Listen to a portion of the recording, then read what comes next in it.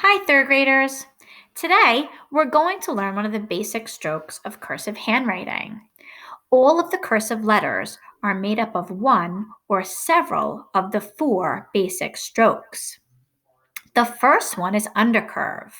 We're not going to learn the letters of the alphabet in order from A to Z. Instead, we group the letters based on the stroke that they start with. So the first group of letters we're going to learn are all the lowercase letters that begin with an undercurve. Now, you know our motto is everyone learns, just not on the same day and not in the same way. So I'm going to give you lots of ways to help you remember the strokes.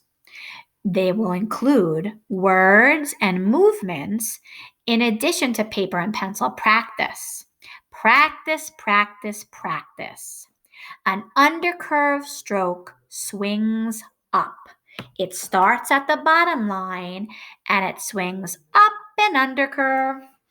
A lowercase undercurve starts at the bottom and swings up, and an uppercase undercurve starts at the bottom and swings up an undercurve.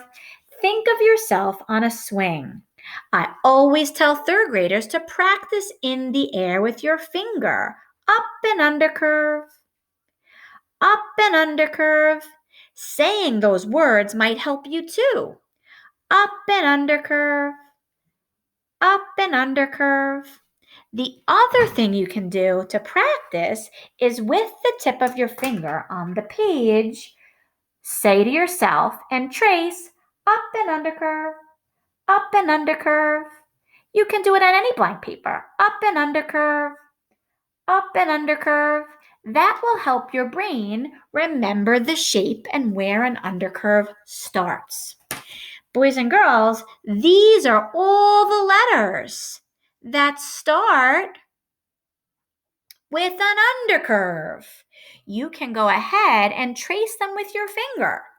A B, an E, an F, an H, an I, a J.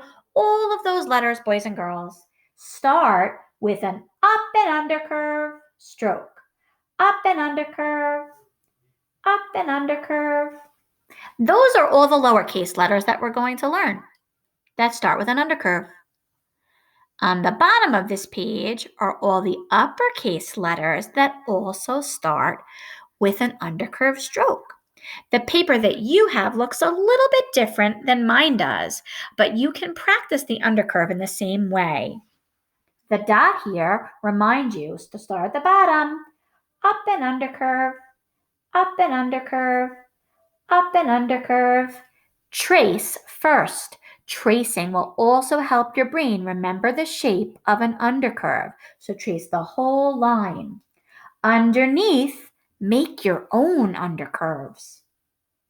Up and undercurve, up and undercurve, up and undercurve until you fill the whole line.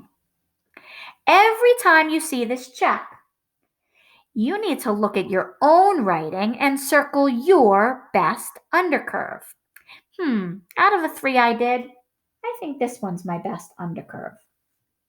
Now let's try uppercase undercurve. You might need to say the words to yourself, and that's okay if that helps your brain remember. Up and undercurve, up and undercurve. Notice that I'm concentrating and taking my time. Up and undercurve, up and undercurve. Fill the whole line. On the bottom, it's time for you to make your own undercurves. Up and undercurve, up and undercurve, up and undercurve, up and undercurve. You keep going until you fill the whole line. It's time for me to stop and check my work. Which one do I think was the best undercurve? I think this one. This was my best one. Now it's your turn to try, boys and girls. Practice your undercurve stroke. Oh, I forgot to tell you something really important and lots of fun too. You're allowed to use a pen to write in cursive. Mrs. D suggests an erasable pen.